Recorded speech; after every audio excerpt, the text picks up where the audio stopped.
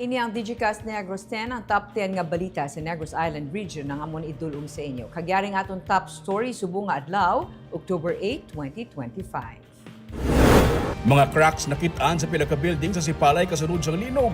Pila diri ginabiso nga ipaiway anay ang paggamit. NBI magalunsar sang isumbong mo sa NBI angot sa pagpangusisa sa flood control projects. Top 9 most wanted sa NIR nga nanghimulo sa isa ka deaf mute inserbihan sang warrant of arrest. 4,500 kalibre nga mga tickets ipanagtag para sa Miss Bacolod Mascara. Ag sa good vibes, powder coating for metals nga facility yara na sa TUP Visayas. Inatanan sa Digicast Negros X.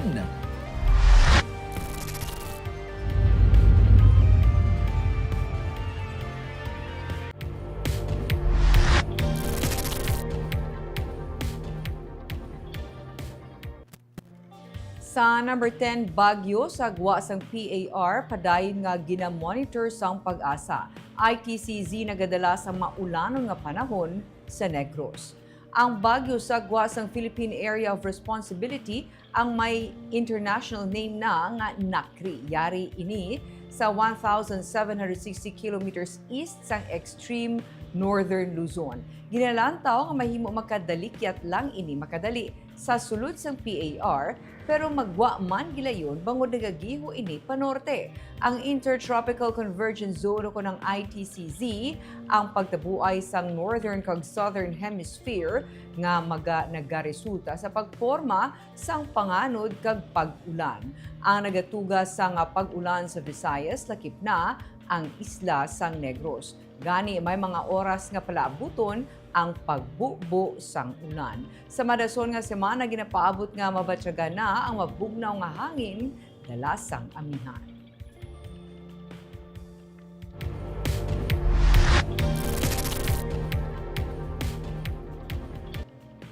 Sa number 9, ginpatigay ng hearing kaina angot sa natabo nga pagbaha sa barangay Mailong sa Bago City.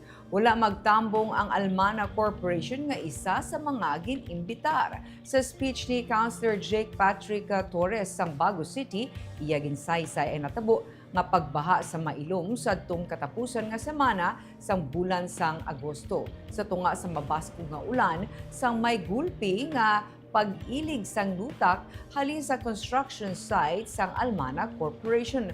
Wala man nag-abot kung nagpakita sa hearing ang bisan sino nga tiglawas sang Almana Corporation. Sunod sa mga residente sa Mailong, hindi lamang ang dalan ang ginabaha pati na ang suba kung sa diin may adlaw ini nga lutak na ang nagadaludo sa suba. Iniman nga mga pagbaha sa lugar, naghatag kahadlok kag kaalarma sa mga residente sa palibot. Ilabi na sa mga pumuluyo sa Purok Abaca kag Purok EDC nga amo ang mas naka-eksperyensya sang pagbaha. Ginkasugdan sang konseho nga sa karon, pangitaan sa pamaagi pareho sang pagbutang sa mga kalog sa higad sang dalan ang barangay para mapahagan-hagan ang pagbaha. Suno kay punong barangay Melchor Psycho sa Mailong, liwat mapatawag ang konseho sa hearing kag liwat nga imbitahon ang Almana para makapaathag man sila sa ilang nga bahin sa sining issue sang pagbaha sa nataasan na nga barangay sang Bago.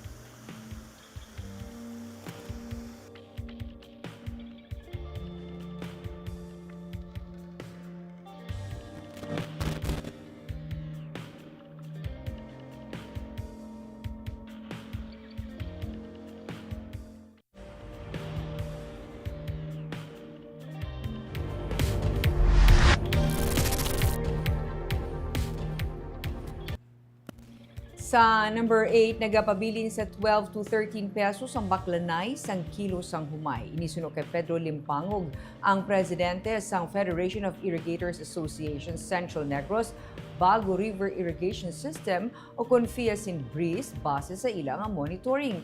Patag niya, wala pa man nila mabatyagan ang epekto sang ginpatuman nga importation ban nga gin-extend na. Hindi man nila mapatuod ang kalabuon sang stock subong, pero iyagin sila nga sang ani sang bulan sa Mayo, may mga nabilin pa nga stocks bangod wala man sadto ginubos pagwa sang mga mangunguma kay tuman sila kapierde sa presyuhanay sa imported nga bugas. Naglaom sila sa gihapon nga tigayon sila makabawi. Kung magsaka man sa 17 pesos ang presyo sang kilo sang humay, makabawi-bawi ang mangunguma. Kung may 20 pesos kuntani ang baklanay, makaginansya sila. Hindi man tanan makabaligya sa National Food Authority, suno sa iya, nga nagabakal sa humay sa 23 pesos kada kilo. May mga requirements ng NFA, kag wala labot diri, mas duyag sa mga mangunguma nga madasig ang baklanay para man masabat ang ilang nga adlaw-adlaw nga kinahanglanon suno kay limpangog. Isa man sa ginalauman nila nga mahatagan atensyon ang mga tigayon maka-access kag mapaayo ang post-harvest facilities. Nahumana bago lamang ang ani sa North District suno sa iya kag padayon ang ani sa South District. Amo nga grupo, kagina lang nag-istorya kita sa mga IA president, no? Especially dito sa Mabini Palaka IA. Si Raul Fasulan, according sa iya, 2 to 14 pesos dito. Dili sa man sa South District sang Bago, sa Gakatan IA, amo man, 12 to 14 pesos man. So alos pareho sa North District nga nag-ani man sa langigan nga bulan. From September. No, duway siyang kinalain. So tani, kung may, hindi man malambot sa aton din, no? Ang muna nga presyo sang humay, kaluluoy na gid mo ngumana ako, magamo sila. Supposed to be sa anong brackets ang presyo mo daw makatibawas sa ating mga farmers? Tani, no? Sa 17 siguro, aton mo ngumay, may ginansya gamay dira. 17. Oo, pero kung mo 20 tani, nga ginala mo subong ang ginapangabay, nga tani mo floor, ano ta? Floor price, no? Tani, yan ang aton mo ngumay, makaginansya dira.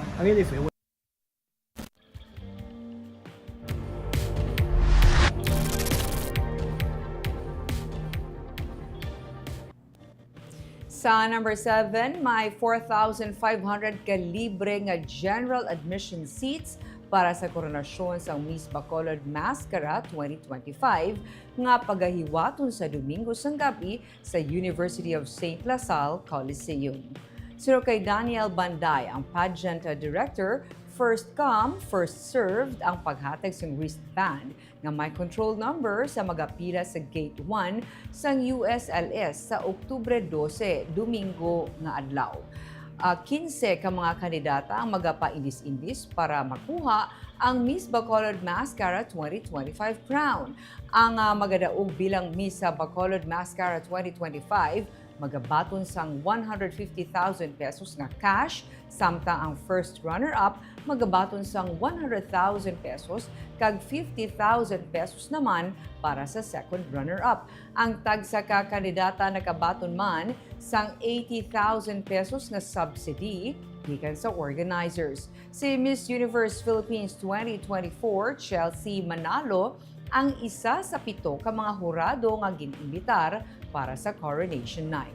Ginaagda naman sang reigning queen nga si Princess Elia Olmilia ang tanan nga Bacolodon nga magtanaw kag magsaksi sa pagpili sang bag-o nga Miss Bacolod Mascara. Samtang ginatalana naman sa Oktubre 14 ang Mascarena 2025 Coronation Night nga pagahiwaton sa BCGC nga pasakupan sang 17 ka transgender candidates halin sa nagkalain-lain nga bahin sang Pilipinas.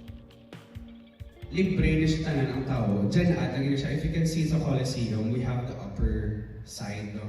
So that's the Gen Ads area or the Gen Ads seats. And the maximum packs for your guests is 4,500.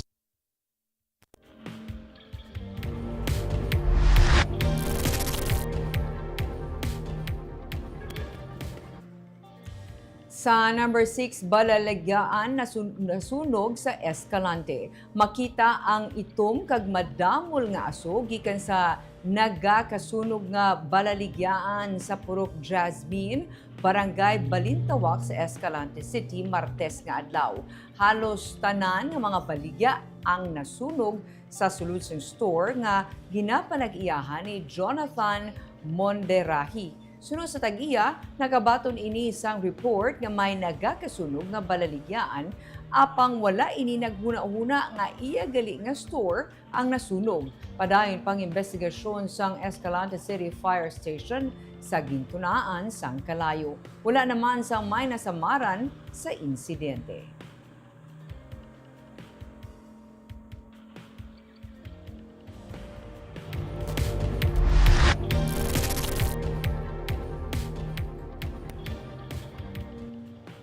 Sa number 5, LTO nakadakop sang 5 ka mga kolorum nga van sa Negros Occidental. Nag-team up ang Land Transportation Office 6 kag LTO Negros Island Region agud magpatigayon sang intelligence monitoring kag operation batok sa mga illegal o kung hindi otorisado nga public transport services nga naga-operate sa Negros Occidental. Nagpatigayon ang otoridad sang surveillance sa Barangay Bata North Terminal sa Bacolod City. Matapos panawag sang pasahero ang wala pa makilalan nga dispatcher. Nagsakay ang isa ka undercover LTO agent sa Toyota Hi-Ace commuter nga ginausar sa illegal for hire services. Sunod sa reports ng LTO, nakumpirmar sa operatiba nga nagakolekta ang driver sang plete. Halin 130 pesos tubtub 200 pesos para sa mga ruta nga padulong sa Cadiz City, Sagay City kag Escalante City.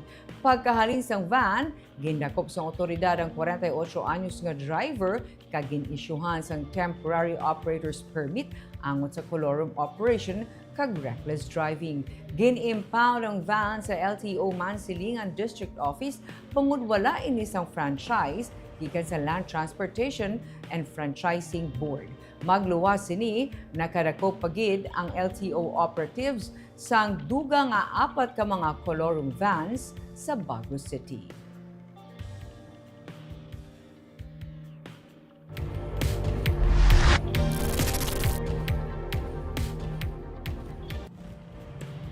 Sa number 4, top 9 most wanted sa NIR nga nanghimulo sa isa ka deaf-mute nga babayi sa San Jose, Negros Oriental. Ginserbihan sang dugang nga warrant of arrest. Ginserbihan sang dugang nga warrant of arrest para sa 4 counts ng qualified rape si alias Tatot, 40 anyos, residente sa San Jose sa Negros Oriental.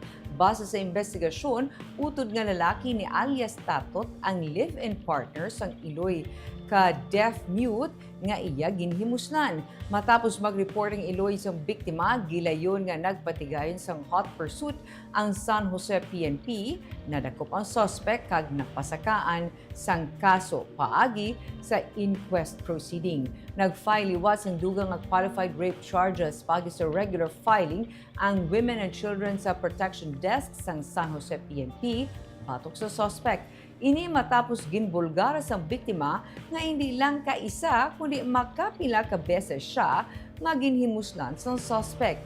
Ginpagwa ni Judge Ethel Eleccion Vidal sa Negros Oriental Regional Trial Court Branch 17 ang arrest warrants ni alias Tatot kag wala sang piyansa nga gin-recommend ang korte para sa iya temporaryo nga kahilwayan.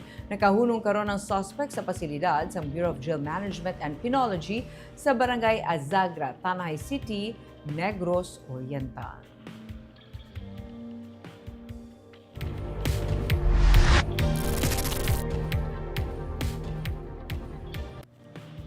Sa number 3, may bag-o nga X-ray machine nga ginbakal sa syudad sa Bacolod sa nagligad nga tuig para sa City Health Office. Apang tubtub subong, wala pa ini nagagamit sang ahensya.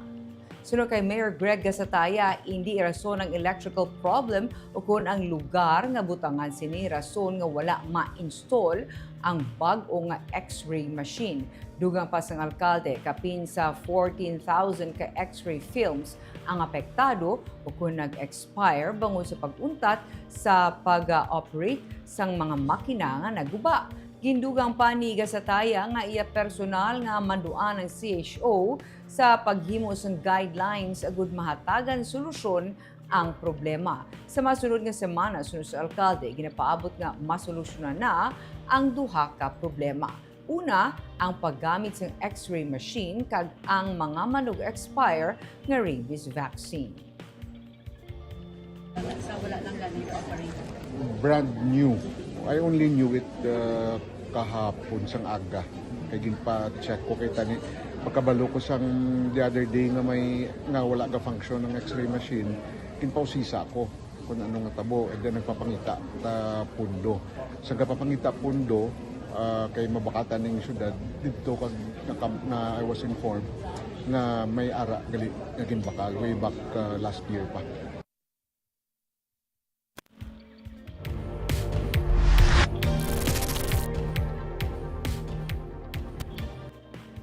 Sa number 2, National Bureau of Investigation sa Bacolod ang magalunsar sang isumbong mo sa NBI. May kangtanan sa pagpangusisa nila sa flood control project sa probinsya. Ginsiling naman sa mga district engineers na wala sang ghost project sa Negros Occidental. Sunod kay Manuel Fire Jr., ang NBI Bacolod Chief, pagi sa messaging apps, kaangay sa Viber Messenger, kag WhatsApp, pwede makahatag ang publiko sang impormasyon o kung feedback sa NBI, may kantanan sa mga flood control project sa probinsya nga ginausisa Manila sa karon. Ang tanan nga district engineers sa Department of Public Works and Highways sa anong ka mga distrito sunod sa iya ang nakasabit na sa ginapangayo nga dokumento sang NBI. Subong yara na sila sa pag-reconcile sa mga nasubmit nga dokumento sa mga dokumento man nga nakuha sang NBI. Mangin madugay pa ang process suno kay Fire, labi na nga mauti kag damo ang buluhaton. Kung mahumana ini magasabpi na liwat ang NBI para naman sa submission sang geotagging. The 6th district told us na they are 100% there is no ghost project. Okay? So that's very good if it's really true. Diba? But the fact remains is that it's difficult to investigate because we are looking for a ghost project. Diba? And you have to remember that the ghost project was only divulged because somebody from DPWH cried loud. Diba? So that's the dilemma that we have. But our office actually will be bringing out a Viber number later on, a messenger, and then WhatsApp account so that the community can give us feedbacks so everybody can help in this kind of investigation.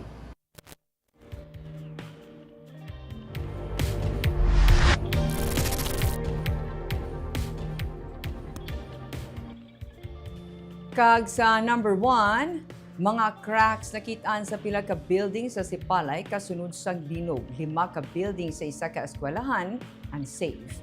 Kasunod sang 5.1 magnitude nga linog nga na-record sang Martes sang aga sa Sipalay City, tension na cracks kag hairline cracks ang na-report sa ginpatigay nga damage assessment sa City Disaster Risk Reduction and Management Council. Sa Hill Montilla National High School, may mga tension cracks nga nakitaan. Nalakip sa recommendation amo ang pagpaiway sang paggamit sang 5 ka building sini until further notice. Ini ang ginbutangan sang unsafe area sign. For assessment naman ang iban nga mga hairline cracks nga ginreport sa People's Hall sa Barangay Mambaruto kag sa Health Center sini. Kasubong man ang tension cracks sa Agripino Alvarez Elementary School. Wala naman sang may ginreport nga iban pa nga damage. Yara sa Intensity 3 ang nabatsyagan nga linog sa Sipalay City. Tigayon nga ginpagwa ang mga estudyante. Sa Cabancalan City, gin-evacuate man kahapon ang mga estudyante. Sunod kay Junilo Bogtae, ang DRRM coordinator sa Sipalay City, may pagpangusisa man nga ginpatigayon sa mga taytay kaga puerto. Mag-coordinate sila sa DPWH sa pag-assess ang structural integrity sa mga building, labi na ang sa mga eskwelahan. Samtang nagapanawagan naman si Governor Eugenio Jose Lacson sa pagpangamuyo nga mapaiway na ang pagluntad sang linog sa probinsya o kung sa diin man nga bahin sang kalibutan. Iyaman ginpangabay nga ilakip sa pag-ampo ang recovery sa mga apektado sang linog sa Cebu. So ang isang ginano namon is ma-request lang man to sa sa DPWS to assist the integrity sa aton nga mga building, labi na gid ang aton nga mga school building. Sa aton mga kasibadwa diri sa Negros, mga muyo gid nga hindi matabo ang earthquake diri sa atong probinsya or any part of the world so I think prayers will be the strongest weapon against an earthquake so padayon na ta mga muyo na hindi matabo dire kag mga padayon man ta mga muyo sa mga biktima dito sa Cebu nga na makabalik sila sa normal.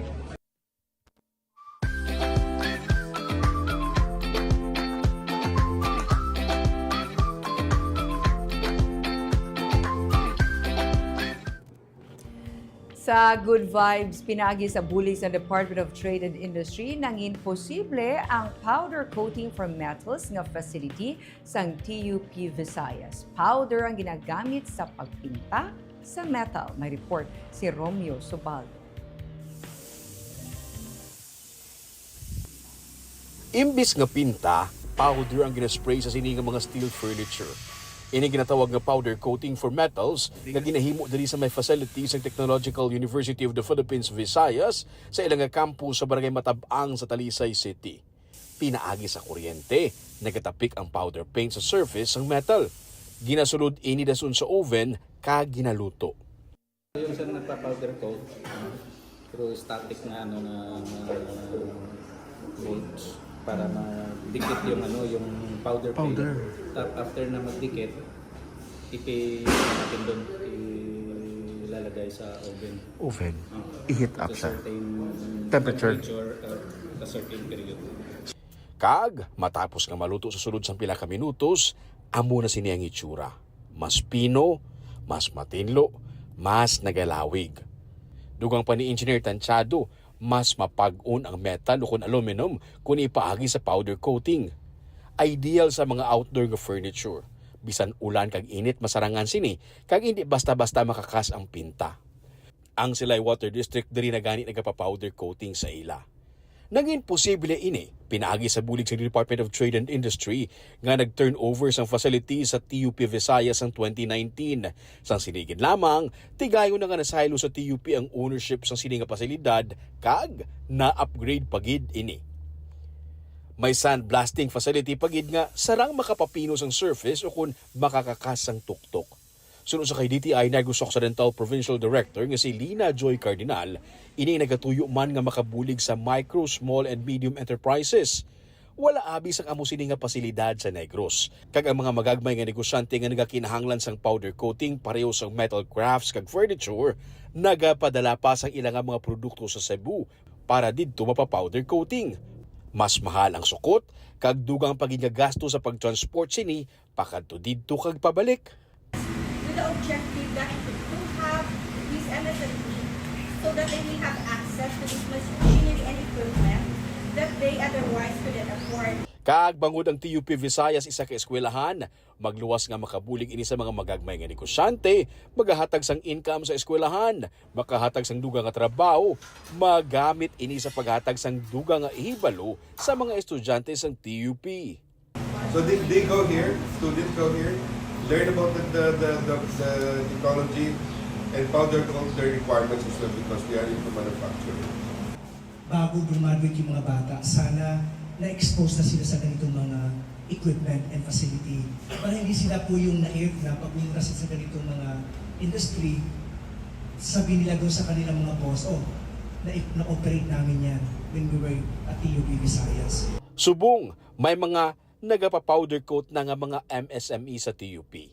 Nagalaom sila nga pinaagi sa upgraded pagid nga mga facility, mas madamo pagid nga mga magagmay nga negosyante ang ilang nga makater pati na mga dalago nga kumpanya nga nagakinahanglan sa sini nga teknolohiya. Romeo Subaldo para sa Digicast Negros. Kag shout out sa aton ng mga live viewers kay Jers, arina hindi ko kabalo maghamba siya ngalan. Jers RDO Marquez.